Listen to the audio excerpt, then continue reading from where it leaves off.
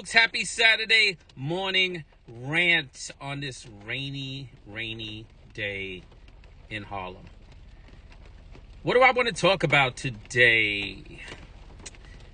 I want to talk about something different. So I'm always talking about, not always, but I do talk about leadership in nonprofits. I talk about leadership in philanthropy. But every once in a while, I like to bring it down a little bit. Hold a lens on other people. Can't let like the middle level staff, the front level staff get away with the bullshit. So today I want to talk about applying for jobs at nonprofits. So if you're applying for a job at a nonprofit and you found that shit on Indeed, or one of your friends said you a good fit, and you look at the salary range and it's like 65 to 78,000. The first thing is read that shit. Like, read the job description. People put time into that shit. Read the job description before you apply for the job.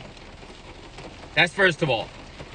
I've hired like 100 people in my career, most of them in nonprofit. I've screened hundreds, couple hundred, few hundred people. Definitely seen like 5,000 resumes in my life. So I'm going to use this rant to talk a little bit about what you could do to position yourself to get this job, and what you could do to not fuck it up. So the first thing I would say is like benefits. Like, if you know you need benefits, before you apply for the job, you got to be like, yo, is there any benefits associated with this position? Fringe benefits. You know what benefits are? Because I know one thing, black folks be feeling like they can't negotiate shit. I'm telling you, like, act like a white dude and negotiate some shit. So if you know you need benefits, like, it's not even just you. You got some ugly little kids. You got to take your kids to the doctor. You need health benefits. You need to know when them shit start. Ask that question. And don't wait till like the third interview to ask that question, although most nonprofits have like 8.5 interviews for you to get the job anyway. And the last one is always a panel interview because nobody wants to be responsible for making the final decision. But that's a whole nother story, a whole nother rant for a whole nother day. But for you, ask about those benefits. Ask about how much they paid for versus how much you paid for. 70%, 80%, 90%, 100%, because that's money. That's money. You don't think about that, but that's money. That's like on top of salary. And then for y'all who like to disappear, take your time off, which you should, ask about vacation. Ask about sick days. Ask about personal days. Ask about holidays. Some nonprofits got unlimited PTO. I don't even know what the fuck that is. Like, unlimited? I will never fucking come to work. Like, unlimited paid time off. I ain't never fucking coming to work. Straight jacket. Anyway, benefits. Ask about benefits. And then you knew, like, if you apply for a job, first of all, you know you're applying for a job called Senior Level Media Development Database Facilities Front Desk Clerk Program Manager. You know you're applying for a job that's probably confusing, especially if it's a nonprofit with a budget under $500,000, because they can't afford the positions they want, so they just try to fit everything into one position. Ask questions, but when you get on the interview, don't give me no lengthy answers. That's one thing. Yo, when I'm on an interview and I start out by saying we have 45 minutes for this interview, I'm going to ask questions for 35 and give you 10 minutes to ask questions, and then you take 15 and a half minutes to answer the first question, I say to myself, that's just how they're going to be when they get the job. Like, do what you got to do. Get a motherfucking Apple Watch or some shit that delivers like an electric fucking volt every 2 minutes or something. Something to make you realize that after 2 minutes, you need to stop. Especially if you're nervous, anxious. I get that. That's what people do when they're nervous and anxious. They just word vomit. Just give it all to me. No, not a good sign. Probably not going to get the job. If you looked on Indeed for the job and you saw a great job and you was interested, or you just in the market and Indeed got this great little function where you can just send your resume out to 100 employers, I'm going to tell you something. We know that shit. Employers know it. When we look at the resumes, we like, yo, what the fuck? This don't even match the job description. Like, why is this person applying for this job? Don't use that function. Act like you actually legitimately interested in the fucking job. Cover letters. Let's talk about cover letters for a minute. Don't use some standard cover letter that you found on the internet. Make that shit personal. Even if it's shorter, make it personal. And stop taking the same cover letter that you just sent to TGI Fridays and Microsoft and send it to me and forget to take TGIF off of it. So now I got a cover letter talking about how excited you are about working at TGIFs. I'm glad for you. You ain't gonna be working here though. Take that shit off the cover. Like, look at the cover letter. Don't make it more than one page either. People be doing cover letters 2, 3, 4 pages. I didn't ask you to testify in front of the fucking United Nations. It's a cover letter. But don't make it less than 3 sentences either, because that's some lazy shit. People be like, 3-sentence cover letters. Clearly you in a rush. You applying for every goddamn job on the internet. Okay, when you put together your resume, 3, 4 bullets under each job. Not 8, 9, 10, 12, 50. I've seen people use a whole page of bullet points under one job. I'm going to talk about resume lengths in a second. But that's some crazy shit. Like if you went up in, and then some of y'all be all up in Chat GPT.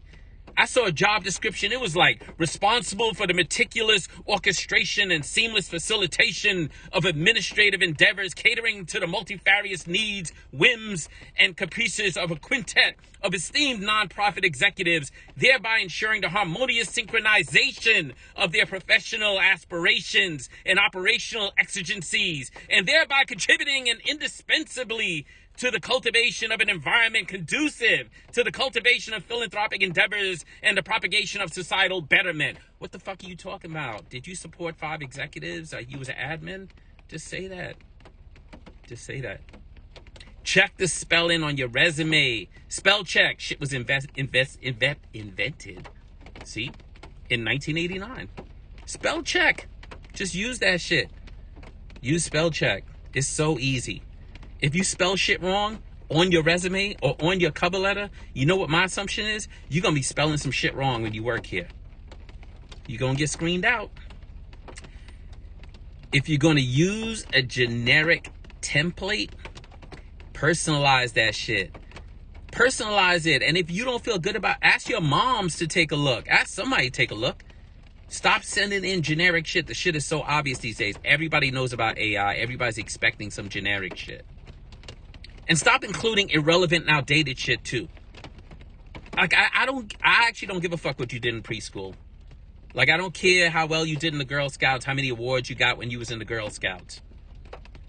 List your responsibilities, list your achievements, and your email address. Yo, the chance of me getting your email address right, if it's like Mishi892178Brooklyn@AOL.com, is probably slim to none. I'm gonna fuck up those numbers. I'm over 50. I'm gonna fuck up those numbers. I'm telling you. Get some simple shit. Michelle Johnson _ at whatever, gmail.com. AOL if you're 100 years old. Tailor the resume to the job. I don't care if you ever work to move pallets with a forklift. I don't care if you can use a forklift. I don't care. You might care. You think it's important. I get it. I don't care. Keep your resume at 1 page. Keep your motherfucking resume at 1 page. At the most 2 pages. I've seen resumes from people that have led large institutions for years, worked in all sorts of significant roles as executive directors and presidents and CEOs, and they still got a resume that's 1 or 2 pages at the most. 1 page though. 1 page. Just put the most important shit on your, and don't get all complex with the language either. People would be like, I used to use the fluctuator modulator at this job. I don't know what the fuck that is. I never worked at TGIF. I don't know what the fluctuator modulator is. And then the ones who get all cute with the hobbies, I get it, it's nonprofit. We supposed to give a fuck about people outside of work. Okay, you like to walk rescue dogs. I get it. Fuck does that have to do with this job though? I would save the space. You trying to stay at 1 page on a resume? Get rid of the dog walking. And then people who provide false information. Everybody exaggerates on their resume. Everybody's trying to fill the gaps. Y'all know I give a fuck about formerly incarcerated people, so y'all got to fill some motherfucking gaps. Just fill the gaps with what the fuck you did while you was in prison. Just tell them what you did. If you worked in prison, you worked. If you was a clerk, you was a clerk. If you was a porter, you was a porter. Whatever. Put that shit on your resume, but don't be lying so much. Like, don't be telling me you worked at a nonprofit after that nonprofit went out of business. I'm 50-something fucking years old. I've been around a long time. I know what the fuck is going on in this nonprofit space. Start dates. Yo, people be interviewing for jobs in July. Get the job, negotiate that shit, negotiate the benefit, get the employer all excited. We got the right person. And then you be like, but I was hoping I could start just right after Thanksgiving because, you know, I've scheduled some trips. You know, I got a safari coming up in August. And, you know, I really can't take that off my resume, off my agenda, off my calendar. And I just want to know if I could start right after Thanksgiving. No, motherfucker. Like, we need you now. Most nonprofits need your ass yesterday. They just ain't acting desperate during the interview process. You can't start after Thanksgiving. Your references. I don't give a fuck about your references before I read your resume. Leave them off your resume. If I want your references, I'll ask for them. And everybody just gives the people who gonna say the best shit anyway. I don't need to know your references. I'll get you your references. And for people who list resumes that have references of people who you know gonna say the best shit, first of all, if it's your motherfucking peers and not your supervisor, red flag. Second of all, I'm goddamn good at interviewing people. I'm gonna get your references to tell me some shit. They not gonna know, but I'm gonna get your references to tell me some shit. So stop with the reference shit on your resume at the beginning. Just taking up space.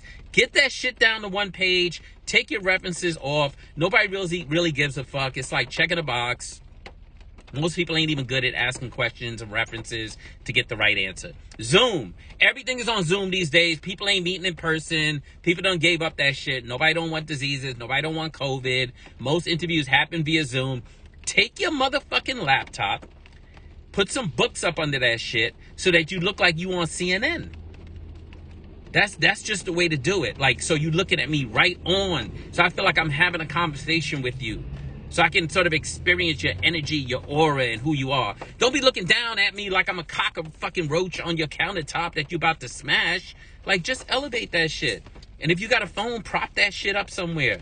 Don't be holding it and moving it. I understand some people ain't got no computers. You got a phone. Good. I'm all good with that. Prop that shit up a bit. Make me look right in your eyes. Make me get a sense of who the fuck you are. Lastly, your network. I'm about to bust your fucking bubble. Most people don't get jobs off of Indeed and shit like that. Most people get jobs through their network. If you ain't got no network, you just came home from prison, you don't really like people like me, build your network anyway. First of all, I got a network, even though I don't like most people. I like some people. I know some people like, damn, that nigga don't like me. No, I like you. I just don't like other people. So I understand people don't really have a network, but try to build a network, because that's how the fuck you get a job. You start telling people, yo, I'm in the market. Yo, let's have coffee. Yo, I'm looking for a job. And then tell people what the fuck you looking for. Don't just be like, I'm looking for a job. Ain't nobody the motherfucking job fairy. Like, tell them what the fuck you looking for so they could keep you in mind and either create a job for you or keep an eye out for you or let other people know about you. Don't just be like, I'm looking for a job. This is not fucking communist Russia. Ain't nobody handing out motherfucking jobs. Tell them what the fuck you looking for, but work your network, because that's how the fuck people find jobs. And if you don't have a network, I'm going to tell you how to build a network quickly. Call up or email nonprofit people in leadership and be like, yo, I was wondering if you would do a 20 or 30-minute conversation with me to talk about your work. Motherfuckers love talking about themselves. They love that shit. And nonprofits, why you think we got so many motherfucking conferences and panel discussions and podcasts and Zoom fucking calls and everything? Motherfuckers love talking about themselves, present company included. Just give people a chance to talk about themselves for like 15, 20 minutes. Nod your head up and down like a fucking bauble doll. They love that shit. Then mirror their words back to them. how amazing it is, the work they're doing, how exciting it is, how you'd love to learn more, how you'd love to be a part of their vision, how you'd love to be a player on the team, how you'd love to help them execute a program, what values you think you bring to the table. Boom, you just built your network. Even if that shit don't translate into a job next week, do that shit 20, 30 times in like a year. I guarantee you going forward, you never probably look for a job again. You never look for a job. You got a network now. That's how the fuck people find jobs. You stay up on Indeed if you want. That shit is like a 1 out of 100 chance trying to get a job. Because I could interview 10 people for a job, and then somebody calls me up like, yo, G, I'm looking. And I know them, and I know how they work and how they show up, and the fact that they're diligent and they get the job done and all that sort of shit. Boom, I'm done with those interviews. I just did that shit a couple of weeks ago. Anyway, that's what I got for y'all today. This ain't the normal rant. This ain't the normal rant. I ain't bitching. I ain't complaining. I ain't saying fuck you to everybody. But I just thought today on this rainy day, I was just feeling like I need to put a little bit of sort of gifts out into the world for people. So I hope people that's listening to this, that's looking for a job, I know how hard that shit is, a fucked up economy. And for poor people, that means the economy is even fucking worse. I feel for y'all. And this is all in the spirit of trying to help y'all get employed and shit. Anyway, that's what I got for you today on this rainy motherfucking day in Harlem. But you know what they say about rain? Rain brings out rainbows. And you know how I feel about rainbows. Don't let nobody steal mine. Don't let nobody steal yours. It's good to see y'all. See you next Saturday. Peace.